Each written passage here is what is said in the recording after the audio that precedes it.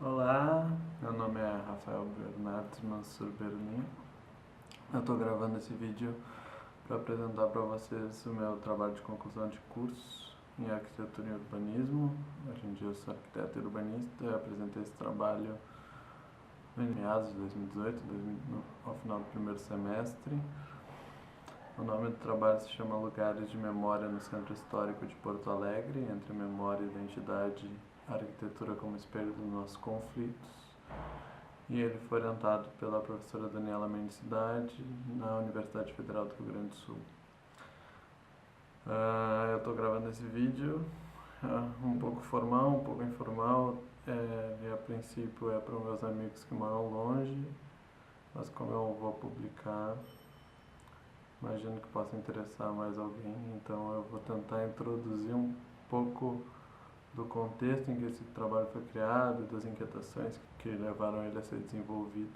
O trabalho ele se divide em 3 partes. A primeira é uma reflexão teórica baseada numa metáfora, a metáfora dos espelhos da memória. Depois eu vou aplicar essas reflexões, essa metáfora ao Centro Histórico de Porto Alegre, eu aplico elas no contexto urbano. E desses eu escolho a Avenida Padre Tomé atualmente, e proponho a construção de uma praça, a Praça da Escadaria, que é a proposição arquitetônica e paisagística final desse trabalho. Vamos lá então. A primeira parte do trabalho, a metáfora dos espelhos da memória, é mais ou menos assim. Ela foi baseada nessas bibliografias, essa é a parte do texto que vocês podem pausar e ler as coisas que me influenciaram a pensar isso. O pensamento vem de um ano antes já, mas a parte densa foi escrita mesmo só em um semestre, no semestre de 2018/1. Bom, nossa identidade ela é composta pela nossa relação com os elementos do mundo. A gente percebe as coisas, tudo que a gente se envolve gera sensações na gente, essas sensações vão se transformando em sentimentos e esses sentimentos compõem o que a gente é. A gente é a forma como a gente reage aos elementos ou às coisas que o mundo propõe ou que a gente cria nesse mundo. Então, a identidade é uma imagem do mundo que a gente carrega dentro da gente. Só que a gente é incapaz de entender essa imagem por nós mesmos. Para entender esse desenho que a gente traz dentro da gente, esse reflexo do mundo, a gente busca reflexos nos espelhos da memória. A memória, o nosso passado, que a gente criou, que a gente viveu, é o que a gente lembra e é o que define o que a gente é atualmente. E esses espelhos são de 3 tipos, em geral. São personagens que nos relacionamos. Personagens podem ser familiares, amigos, professores, todas essas coisas, mas também autores que tu leu, artistas que tu gosta, músicos que tu ouve. Toda essa gama de personagens que envolvem a tua vida, elas refletem um pouco do que tu é, e tu gosta delas por causa disso. Ou não. Ou tu não gosta porque elas não refletem aquilo que tu traz dentro de ti. Pode ser os eventos que nós vivenciamos, aí apresentação do TCC, formatura, festivais de música, jogos de futebol, festas de carnaval. Tudo isso refletem um pouco do que a gente é. Os que marcam a nossa vida criam memória. Ou lugares que habitamos, tipo aquela cidade que tu gosta de visitar, aquela praça que tu se sentiu bem, aquele bar que tu frequenta, ou a tua casa, se tu gosta dela. Normalmente os lugares que tu gosta são reflexos desse desenho que tu traz dentro de ti, são reflexos da tua identidade. E esse é o papel dos arquitetos. O papel dos arquitetos é traduzir um pouco o que tu traz dentro de ti em espaço, em lugares que tu gosta. Esses personagens, eventos e lugares refletem a imagem que trazemos dentro da gente e, portanto, nos definem. São a memória sobre o qual compomos nossas trajetórias enquanto indivíduos e sociedades. Então, eu estou gravando esse vídeo um dia depois da queima do Museu Nacional, por exemplo, no Rio de Janeiro, quando tu com um museu desses queima, tu tá queimando um espelho de uma sociedade, um espelho que refletia muito do que a gente era. E ao perder esse espelho, a gente passa a não conseguir reconhecer mais o que nós, como sociedade brasileira, trazemos dentro de nós. E isso se aplica a muita coisa. A história é a forma como denominamos a ciência que constrói e interpreta esses espelhos. Constrói porque a história, assim como todas as outras ciências, sempre foi usada pelos poderosos para refletir, que a memória refletisse seus interesses. Então, a história ela é captada pelo poder para construir memória. Então, bom, eu vou explicar isso logo em seguida. E interpreta porque é a linguagem principal pelo qual entendemos e transmitimos esses reflexos. O ser humano se entende, ou assim, entende esses espelhos, por que a gente gosta de alguém, ou por que a gente não gosta, por que a gente gosta de um lugar, ou por que não gosta, quando a gente conta as histórias que a gente vivenciou naquele evento, com aquela pessoa ou naquele lugar. A essência dessa compreensão da nossa identidade está nas histórias que a gente gosta de contar. Acho que o Miyakoso fala isso, inclusive. E a arquitetura, para mim, também é uma forma de compor e interpretar esses espelhos através de uma linguagem das operações espaciais. Então, mudando um pouco a linguagem, que é o ser humano conta histórias, eu acho que os arquitetos também contam histórias, mas com espaço. Quando tu faz uma casa, a tua própria casa, tu tá construindo uma história e tu bota aquele quadro que conta alguma coisa, quando tu pinta a parede daquela cor que tu gosta, tu tá sempre contando uma história a partir do espaço. Aquele sofá que tu gosta de sentar na frente da TV, ou olhando para uma janela específica, ou tudo isso são histórias. Ao longo da Revolução Cultural do Ocidente, as identidades e memórias foram tornando-se cada vez mais complexas, contraditórias e múltiplas. Então, quando tu estuda a história europeia, que é a que a gente estuda mais, por incrível que pareça, tu tem uma clara evolução na percepção da identidade e da memória. Na pré-modernidade, ou seja, antes da Revolução Científica, a memória e a identidade eram definidas por uns espelhos gigantes e unificadores das religiões. Se tinha um Deus, ele refletia tudo que tu era e tudo que tu era capaz de ser. Aí, na modernidade, com a Revolução Científica, a gente começa a se contradizer. A gente cria ideologias e nações que passam a construir identidades paralelas contraditórias. Então, às vezes, um mesmo evento, um mesmo personagem, um mesmo lugar passam a ser contados.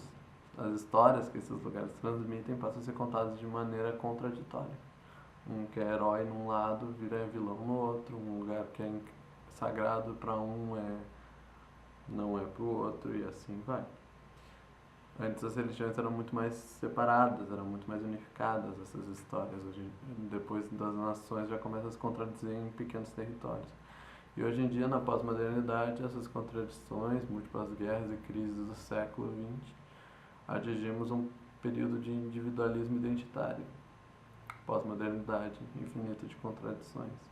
Então, na verdade, o drama que a gente passa no pós-guerra, mais ou menos, é que a gente não consegue mais se identificar como nação ou como ideologia, assim. A gente começa a ver nossas contradições e começa a surgir novos personagens na história das sociedades e novas vontades dentro de nós também, eu acho, que lutam por espaço e que, ao lutar por espaços, evidenciam mais contradições. Tu percebe que negros, mulheres, que gays, que travestis, que muitas coisas passam a surgir a partir disso e eles contradizem a ordem oficial, ou a lógica oficial, o espelho oficial. Bueno, mas a questão para mim, que volta para esse TCC, é que não tem como retornar. A complexidade e a contradição só crescem exponencialmente e teremos que aprender a conviver com elas de maneira muito mais pacífica que no século anterior. Porque tem alguns autores que dizem que essas contradições anteriores entre ideologias e nações foram que causaram as crises e as guerras do século XX e XIX. Nazismo, os fascismos, as crises econômicas, sempre vai pela incapacidade de se reconhecer no outro, pelo choque que essas contradições trazem. E na América Latina, o continente mais diverso do mundo, não é mais também é o mais complexo e mais contraditório. Nossa imagem é extremamente fraturada e cheia de vazios, porque nos habituamos a silenciar nossos maiores traumas. Então aquela historinha que eu contei, que é um espelho grandão, um Deus que se divide em nações e ideologias, que se divide em indivíduos, e pequenos espaços, pequenas mostras, é uma história linear para compreender, mas na verdade na América Latina a contradição surge desde o início. Desde que um europeu encontra um nativo, a gente entra em conflito, e esse conflito é contraditório, e essa contradição gera crises identitárias e de memória. A gente apaga a memória de um para sobrepor a memória do outro. Nesse contexto, o que nos resta compor com as nossas contradições, para mim, são mosaicos tão complexos e multidimensionais quanto a nossa percepção de nossas identidades individuais e coletivas. Então, somando um pouco desses reflexos que cada um traz dentro de si, dessas coisas que cada um se identifica, tu compõe um mosaico amplo o suficiente para que muitas pessoas diversas, com opiniões diversas, se identifiquem no mesmo espaço. É isso que é o papel de um grande artista, é esse o papel de uma instituição política, é tu fazer com que uma ampla diversidade de pessoas que se contradizem passem a conviver e construir algo juntos. E esse conceito eu associo muito a lugares de memória. Mas o que são lugares de memória? Eu vou abrir um parênteses aqui para explicar de onde vem esse conceito. Lugar de memória é um conceito criado pelo Pierre Nora, que é um historiador francês. Ele escreveu esse livro em 1984 e é uma trilogia, é bem grande. Eu não li tudo, eu li um artigo resumo, obviamente, para fazer o TCC, não tinha tempo de me aprofundar no conceito. Mas ele tem o conceito, ele me pareceu cabível para explicar o que eu queria dizer. Que é o que importa em conceitos, né? Lugares de memória para Pierre Nora, então, são lugares mistos, híbridos e mutantes, intimamente enlaçados de vida e de morte, de tempo e de eternidade, numa espiral do coletivo e do individual, do prosaico e do sagrado, do imóvel e do móvel. Porque se é verdade que a razão fundamental de ser de um lugar de memória é prender o máximo de sentido no mínimo de sinais, é claro, e é isso que os torna apaixonantes, que os lugares de memória só vivem de sua aptidão para a metamorfose, incessante resgatar de seus significados e no silvado imprevisível de suas ramificações. Quando eu estava lendo esse conceito, eu pensava no quê? O que é lugar de memória? Lugar de memória é um mercado público, é o carnaval, é um jogo de futebol. São lugares que se renovam seus significados e a forma como a gente vê eles, que uma infinidade muito diversa de pessoas se identifica e que trazem algum sentido para todas elas. Bom, e esse é o propósito desse trabalho. A segunda parte eu analiso, a partir desses conceitos todos que eu citei, identidade, memória, eu vou aplicar isso em Porto Alegre, mais especificamente no centro histórico, para provar o que eu quero dizer. E porque ele traz um contexto que eu acho que representa outros contextos semelhantes da grande cidade latino-americana. A maioria tem problemas muito semelhantes em relação à memória e identidade. Mas primeiro vamos entender quais as contradições e traumas que compõem esse espelho da identidade latino-americana. Bom, rapidinho. Teve colonização, mas a gente não assimila. Teve escravidão, mas a gente não discute. Teve ditaduras e golpes, mas a gente não estuda muito bem. Tem diversidade racial, tem diversidade de gênero, Tem muitas mulheres, menos nos congressos e nos mapas. Tem uma polícia que não protege, tem uma justiça que não é justa, tem uma imprensa que não é democrática, tem belezas que não se veem, tem recursos que não se usufruem, tem perspectivas que não se estabelecem, tem bens naturais oprimidos pela técnica, culturas oprimidas pelo descaso, pedestres oprimidos pelos carros. Tem muita gente sem casa, tem muita casa sem gente, tem muito projeto sem verba e muita verba sem projeto. Tem muita cultura sem espaço, muito espaço sem cultura. Tem muita desigualdade, tem muita violência e tem muito ódio. Em resumo, não é muito fácil o nosso contexto, talvez seja o maior desafio, um dos maiores desafios que esse mundo tem é esse contexto latino-americano e como fazer ele sair do lugar. Então, em resumo, eu coloquei tudo isso que eu falei em 7 pontos. Eu acho que são as chaves para entender o nosso contexto. Tem uma falta de planejamento e debate público muito grande. Não tem projeto e não se debate projeto. Tem uma desigualdade social imensa, violência e crise institucional, então tem um Estado que não trabalha a favor dos interesses do povo, tem opressão cultural, tem especulação imobiliária enorme, degradação do patrimônio público, que tem a ver com a especulação imobiliária também, mas tem a ver com a identidade e memória, e tu tem uma infraestrutura urbana precária, que causa muitos atrasos e ineficiência em geral. Esse é o contexto deste trabalho. E onde isso se evidencia em Porto Alegre? Onde esses conflitos estão?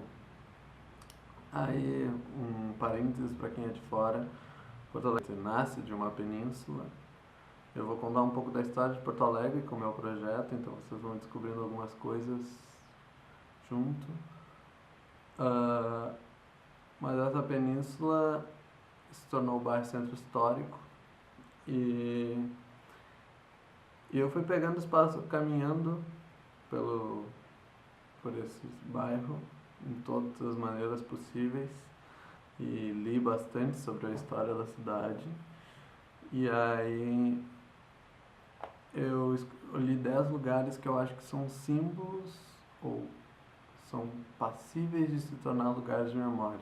Espaço que contém todas aquelas contradições que eu falei há pouco e que são passíveis de tu aplicar as reflexões que eu expliquei antes ainda.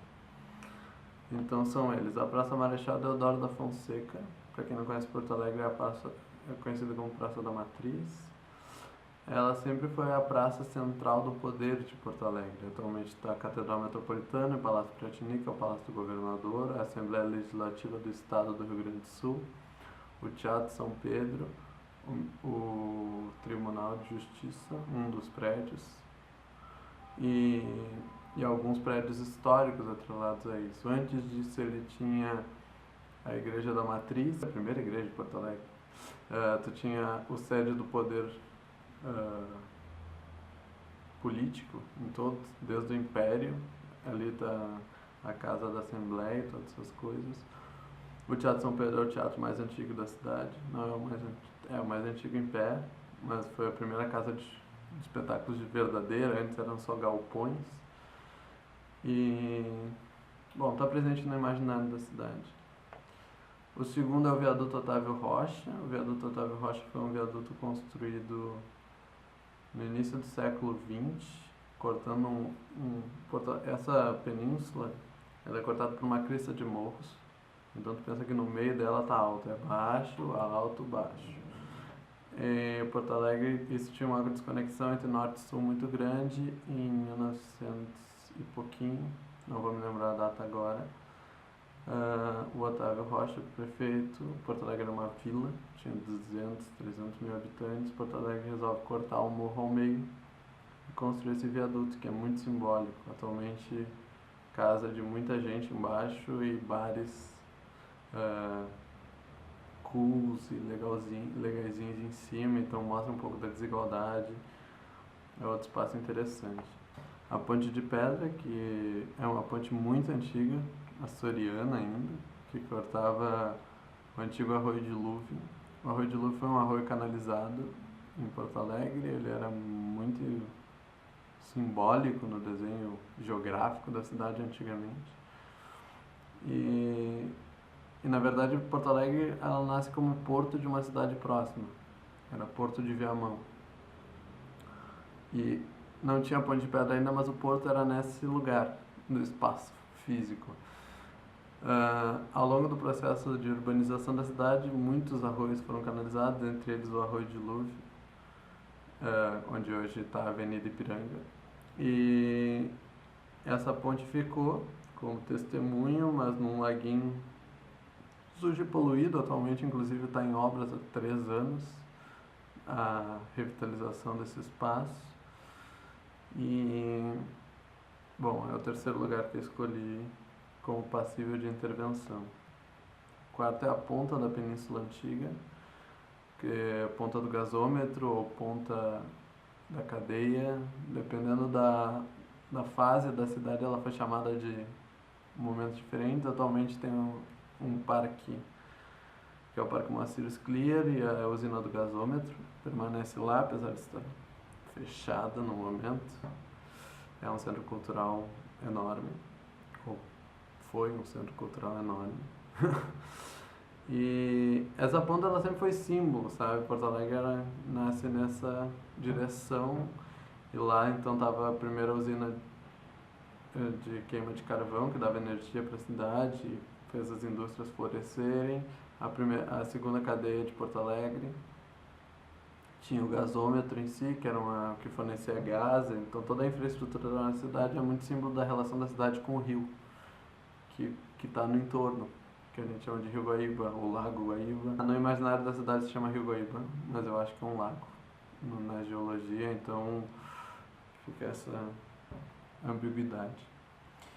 A quinta é a Praça Brigadeiro Sampaio, também chamada Praça dos Poetas ou Largo da Forca. Na verdade era onde a gente enforcava as pessoas no século XIX. Depois foi a primeira praça urbanizada da cidade, e hoje em dia é conhecido pelo movimento negro como Praça do Tambor também. Mas então tem vários layers de história atrelados a ela. Seria o quinto lugar. O sexto é a Avenida Padre Tomé, que é na frente da Igreja das Dores, que foi o primeiro bem tombado pelo IPHAN em Porto Alegre, que é uma igreja que demorou 96 anos para ser construída.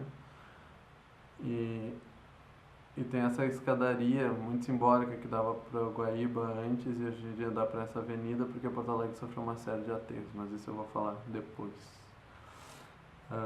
Esse é o lugar que eu escolhi para projetar minha intervenção. Então, de todos esses lugares de memória que eu estou apresentando, só um eu defini arquitetonicamente devido ao tempo. Mas a ideia é que todos eles poderiam sofrer intervenções arquitetônicas num processo parecido. O sétimo é a Avenida Sepúlveda, que era a antiga Praça da Alfândega. Então era onde chegavam os barcos do interior, e depois onde se instalou a entrada principal do nosso cais do porto. E o oitavo é a Praça Revolução Farroupilha, que era a antiga doca do mercado, onde chegavam os bens para o mercado público de Porto Alegre. Hoje em dia é a entrada do metrô, da única linha de metrô que tem em Porto Alegre, conecta Porto Alegre e região metropolitana. Mas essa linha ela está entre a cidade e o rio, então a gente não vê o rio mais hoje em dia. Onde era uma doca, hoje em dia a gente não vê mais o rio. Então esses processos muito todos que um lugar de memória conteria.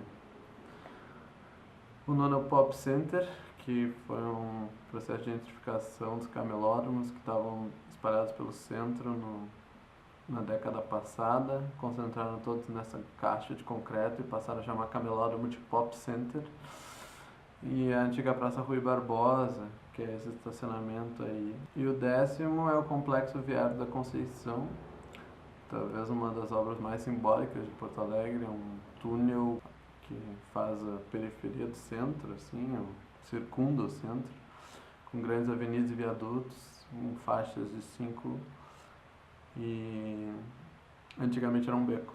Esse complexo viário, que todo mundo conhece como Túnel da Conceição e Viaduto da Conceição, destruiu a antiga estação ferroviária de Porto Alegre, que tu vê um pouco ali embaixo, é um castelinho, e oprimiu esse prédio histórico amarelo, que é o edifício ali, e para a construção de carros e a construção da rodoviária, e hoje em dia tem esse grande vazio urbano embaixo do viaduto, que mora muita gente.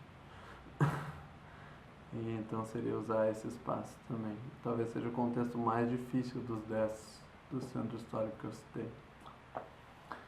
E isso construiria, se tu fizesse intervenções, mas na verdade só a percepção desses espaços construiria um caminho público da memória que passaria por todo o circuito do centro.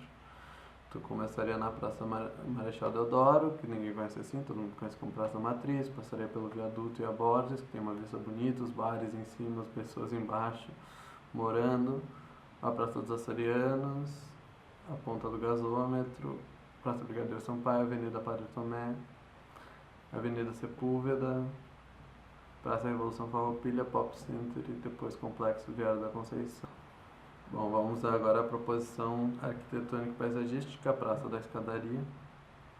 A Avenida Padre Tomé é uma avenida que hoje em dia ela é estacionamento dos militares. O primeiro, aqui está a Igreja das Dores, na ponta esquerda, e com essa escadaria que dava para o rio antigamente.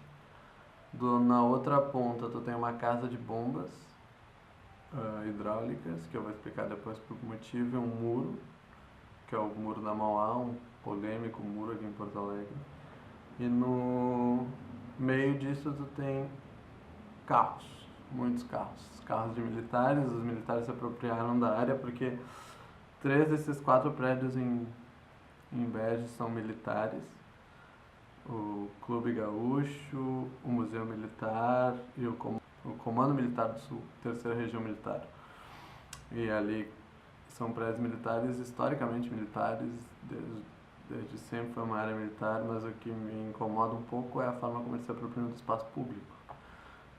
Nenhum carro poderia estacionar ali, as pessoas não circulam muito, eles andam com suas metralhadoras e essas coisas por ali. E no meio disso também tu tem muitas árvores que não conversam entre si, tu tem alguns plátanos, tu tem umas palmeiras e a maioria delas é exótica. É mais ou menos essa vista que tu tem do topo da escadaria hoje em dia. Pensa que antigamente tu viu o rio e o pôr do sol e hoje em dia tu vê isso. Então esse lugar sempre me instigou por uma série de motivos que eu vou explicando e que foram guiando um pouco a minha intervenção. A minha intervenção ela não precisava ser tão simbólica, ela se tornou tão simbólica porque eu tinha muita coisa a dizer. Essa é um mapa da área, figura e fundo. Todas essas áreas em marrom são estacionamentos hoje em dia. Alguns públicos, nas ruas, outros fechados, privados, atrás de antigos casarões, em terrenos que foram demolidos, ou que permaneceu só a fachada dos prédios históricos.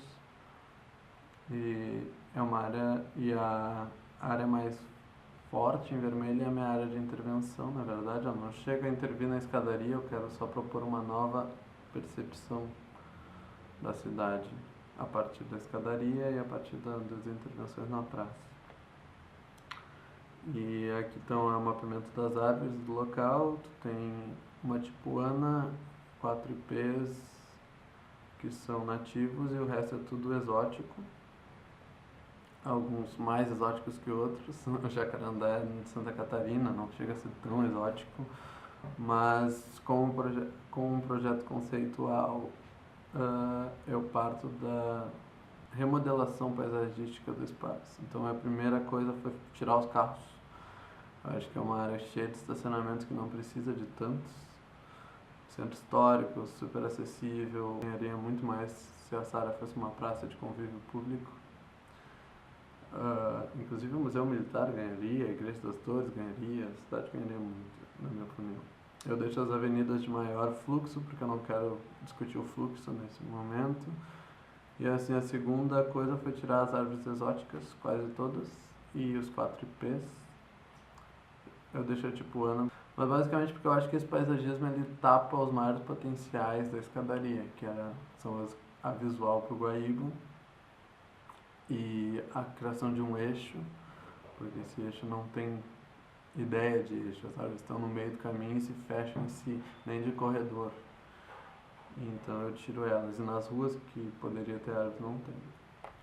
Então eu criei esses 2 eixos principais, uma na Avenida 7 de Setembro, secundário, um principal que conecta a escadaria ao muro, e na ponta tu tem o terreno da Casa de Bombas Hidráulicas e do estacionamento dos militares.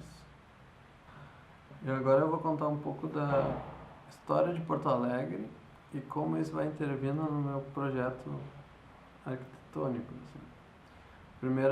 Primeiro foco foi os aterros de Porto Alegre. Talvez o que chame mais atenção nas fotos antigas dessa área é como Porto Alegre foi se aterrando. Aqui está um mapa dos aterros, os iniciais, que foram para construir a doca do mercado, ou seja, uma pequena feira que precisava se tornar um mercado, a gente aterrava o Guaíba.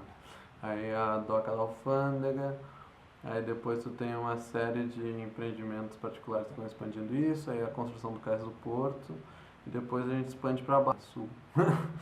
A península hoje em dia não tem uma aparência de península porque a gente expandiu muito para sul, em área sobre o Guaíba. Então Porto Alegre era assim, no final do século XIX. Essa é a Igreja das Dores sem as torres. Muitos porto-alegrenses não vão identificar, e talvez vocês não identifiquem assim, mas isso é sem as torres e sem o reboco externo.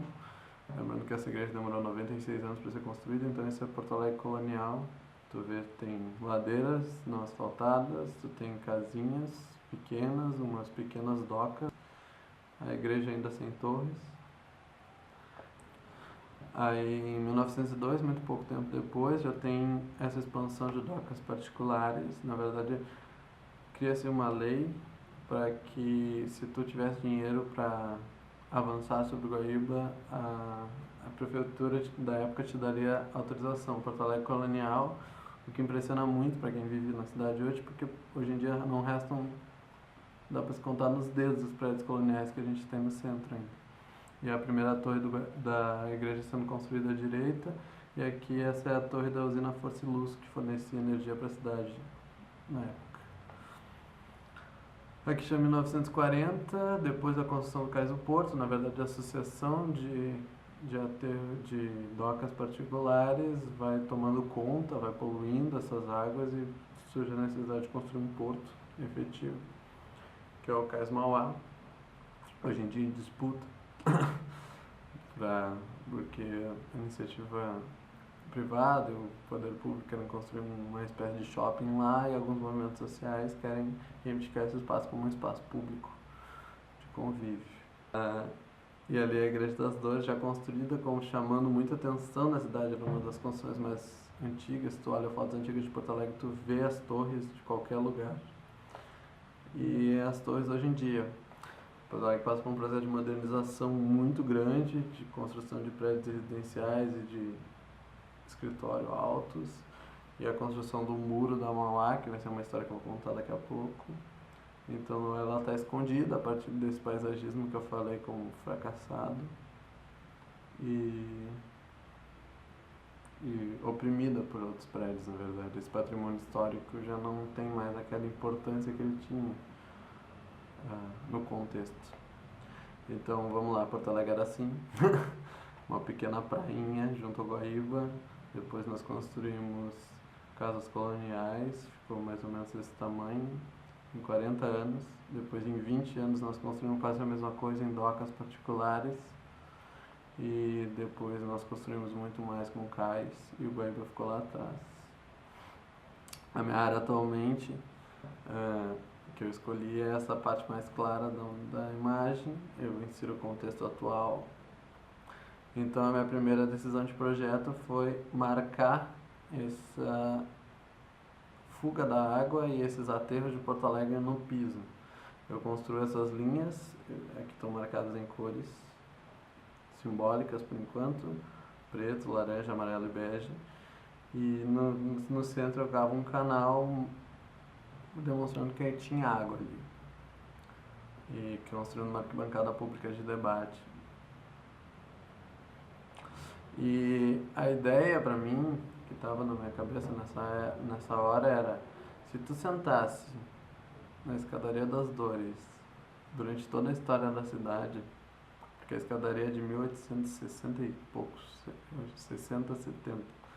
Então, se tu sentasse ali desde que ela foi construída, tu veria o rio se afastando de ti constantemente e se escondendo, porque hoje em dia tu não enxerga mais nada. Então eu queria causar essa sensação e essa percepção todos os dias nas pessoas.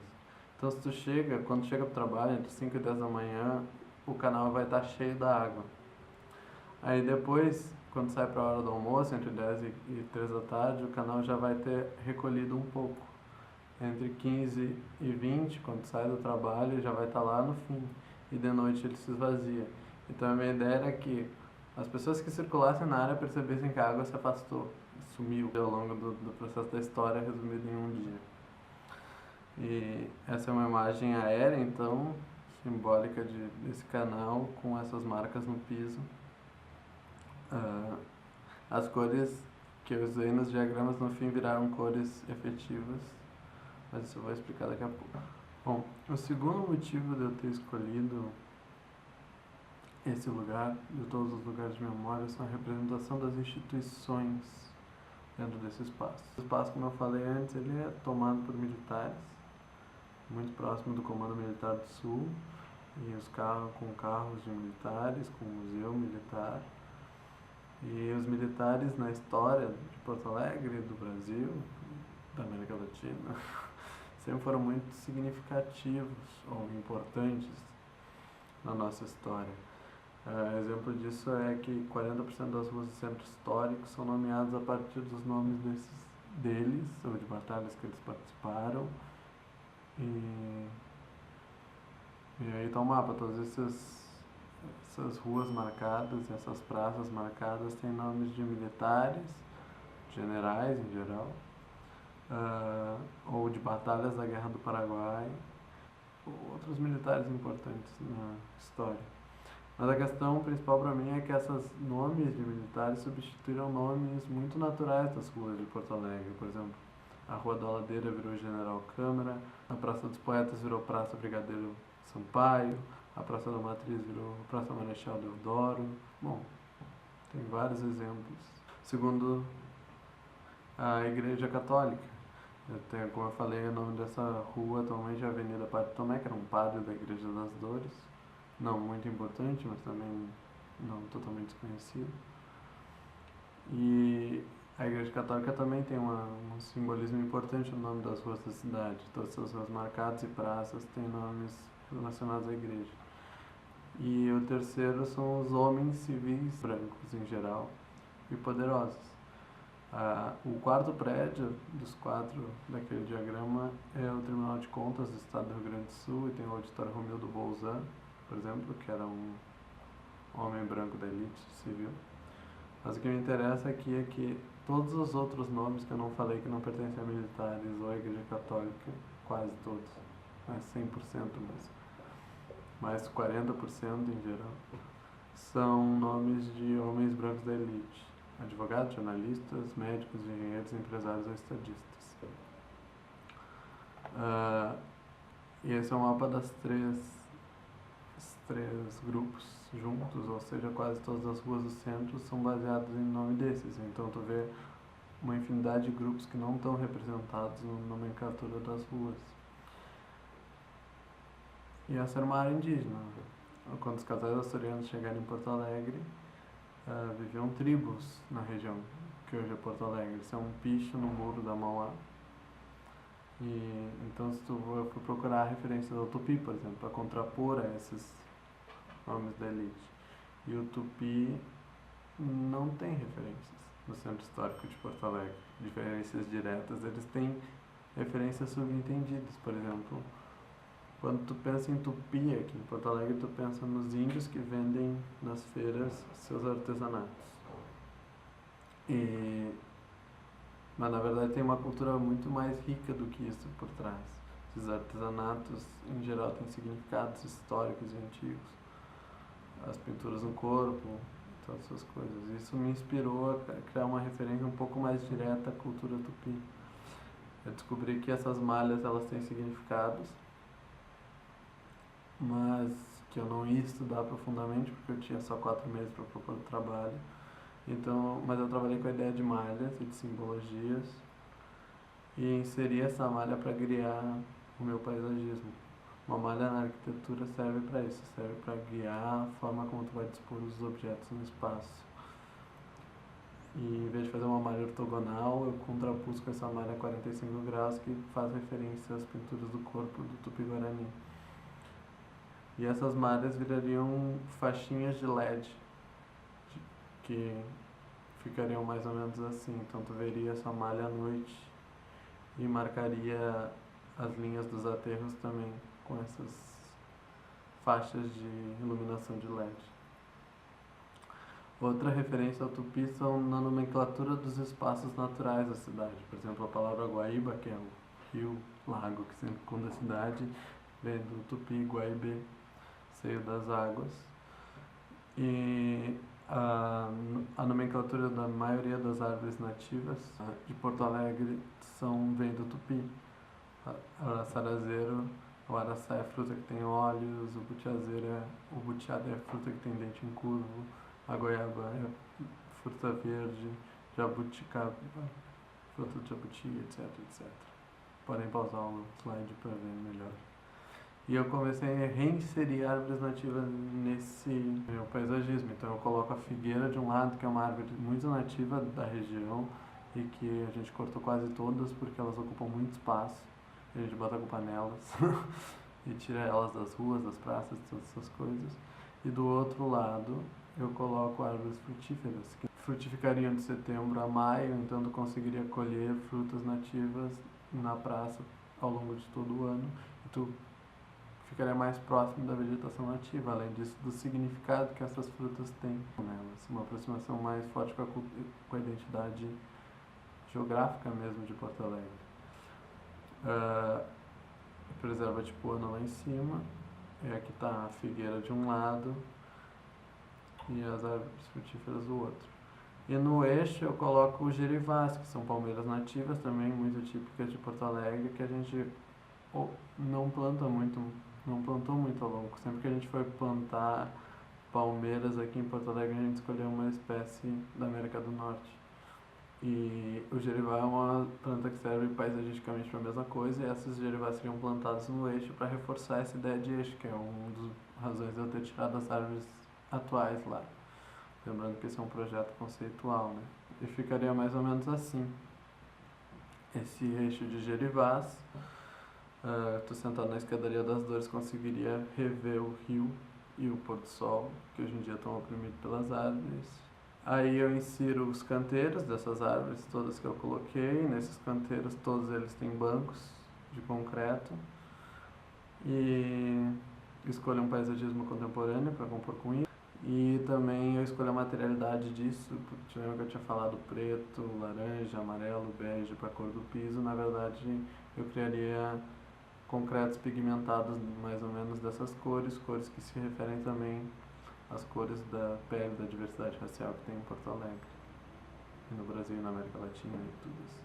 Então, assim fica a Praça da Escadaria desse lado, mas ainda tem algumas histórias que eu vou contar. Um corte aqui no eixo da Avenida 7 de Setembro, com as árvores frutíferas na direita, a figueira na esquerda, a Igreja das Dores ao fundo, com os gerivás compondo o eixo e a escadaria. E aqui uma imagem noturna desses LEDs funcionando para identificar a malha e todas essas coisas, e a iluminação da Igreja das Dores. E a outra cultura que eu busquei para contrapor a elite militar, civil e da igreja, que sempre tiveram poder na cidade, foi a cultura negra. Se tu procura referência à cultura negra no centro histórico, é difícil de achar. é tão difícil que o Movimento Negro de Porto Alegre criou um museu a céu aberto para evidenciar o percurso do negro em Porto Alegre, o Museu do Percurso Negro. Esse museu comporia de intervenções artísticas em espaços simbólicos para o movimento negro, para os negros em Porto Alegre, e no centro histórico teriam 7 intervenções, dos quais eles conseguiram construir 4 e depois crise, justificativas mil, mudou a prefeitura, mas esses 4 que eles construíram são estes. Então tu tem o tambor no antigo Largo da Forca, onde se enforcavam escravos, que é a Praça Brigadeiro Sampaio, um dos lugares que eu escolhi. A pegada africana no piso do Largo das Quitandeiras, que o Largo das Quitandeiras era onde as mulheres negras faziam comércio, e até hoje tem comércio de rua nessa praça, mas todo mundo conhece ela como Praça da Alfândega, e tem toda essa conexão. O Bará na encruzilhada do mercado público, bem no meio do mercado público, e o painel afro-brasileiro no Largo Lênin Pérez, em frente ao chalé da Praça 15. Quem quiser mais informações sobre isso, eles têm um blog, tem um vídeo no YouTube, uma reportagem muito interessante contando toda essa história, não é a parte desse trabalho. Mas o que me interessa para esse trabalho é que uma das intervenções deles era nesse meu terreno, na Avenida Padre Tomé. Porque quando Porto Alegre era desse tamanho, uma praia sem aterros, ali era o pelourinho público da cidade. Ali se humilhavam escravos. E na verdade um pelourinho não é para matar, um pelourinho é para humilhar. Talvez ele seja pior do que a forca para mim, porque ele é o lugar do chicote, do cuspe, da humilhação pública, da difamação, onde o negro perdia toda a sua dignidade. E eles querem fazer uma intervenção ali. Eu sou branco, como vocês veem, não cabe a mim propor essa intervenção, mas eu pinto o concreto de negro para fazer referência a isso nessa parte da praia e deixo espaço para o movimento negro de Porto Alegre propor a intervenção que lhe couber. E seria esse espaço de debate em frente à igreja. Outro motivo de eu ter escolhido essa área agora, quando Porto Alegre era mais ou menos assim, tem um outro aspecto que eu quero destacar. Na verdade ela não era assim, ela era mais para cima. Ou seja,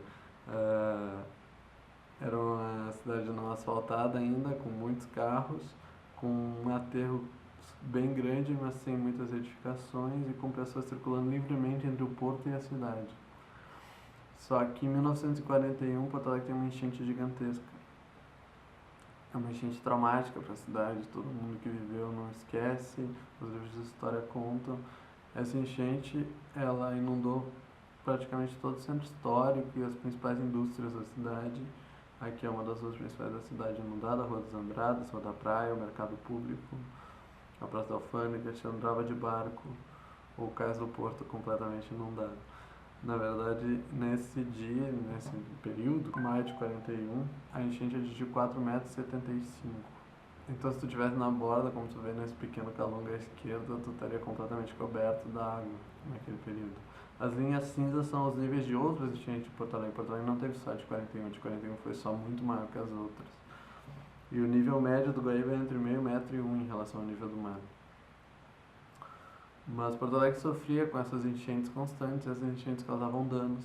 E aí, num período militar, eles resolvem construir um sistema de prevenção contra cheias, na verdade, composto por diques na parte sul e na parte norte. E no centro eles constroem um muro de concreto de 4 metros de altura para cima e 4 para baixo, que impedem pediriam a água de subir, mais ou menos no mesmo nível que a água subiu naquele período.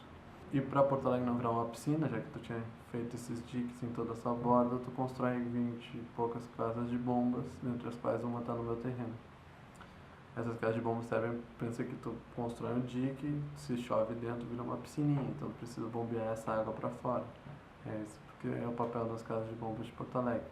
2018 então tu tem essa situação, uma casa de bombas, um muro e uma cidade super desconectada do rio que a cerca, na verdade. Se tu passa no centro histórico de Porto Alegre, tu não vê o Guaíba hoje em dia, só para a Zona Sul. e com muitos carros, ainda tem uma grande avenida aqui passando ali na frente. E o Guaíba virou um lixão, na verdade permanece um lixão, já era um esgoto, né? Nessa época construiu um muro, hoje em dia é um grande lixão, o que é muito triste. E essa desconexão também gera uma invisibilidade desses sistemas de infraestrutura. Na verdade, metade das bombas, das casas de bomba de Porto Alegre não funcionam, então Porto Alegre inunda, vira uma piscina de vez em quando. Essa é uma vista do meu projeto. Na verdade, então, o que eu proponho não é destruir um muro, que é a solução que se discute muito em Porto Alegre, ter que destruir, não ter que destruir, todas essas coisas. Na verdade, eu construo um portal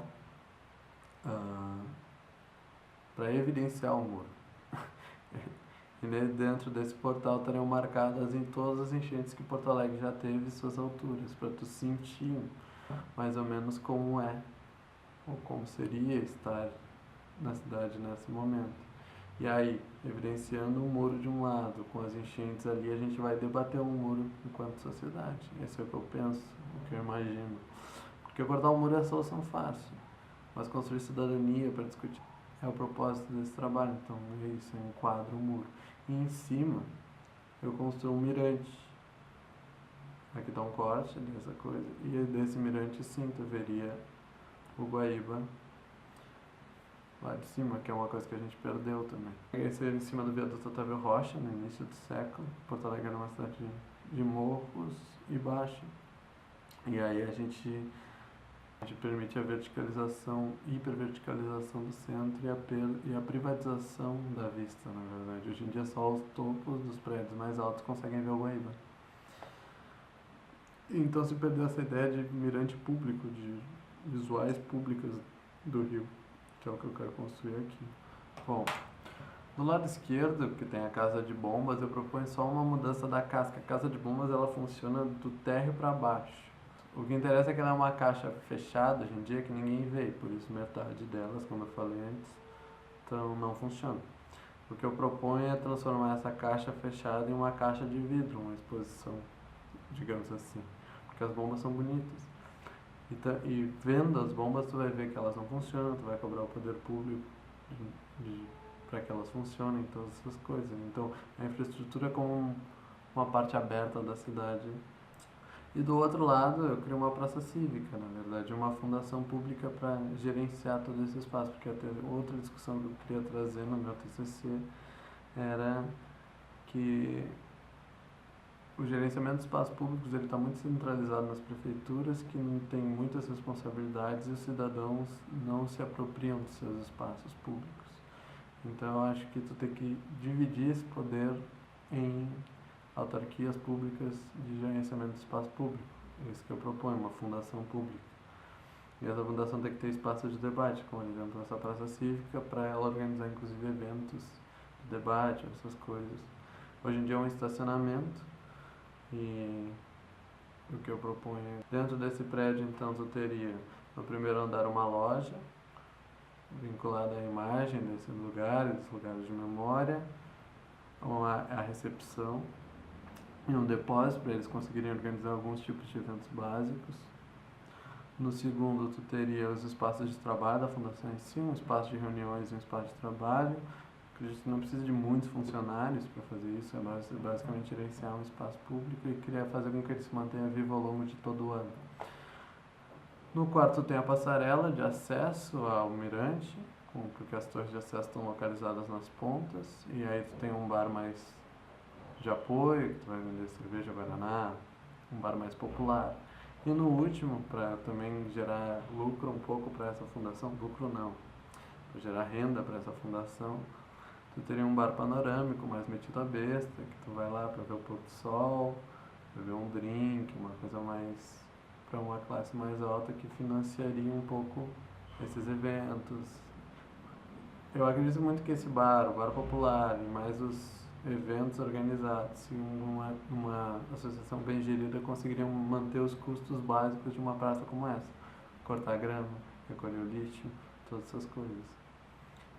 E a última coisa que eu quero trazer, então, é as referências às mulheres no centro histórico, que é um terceiro aspecto que eu procurei para contrapor aqueles da elite.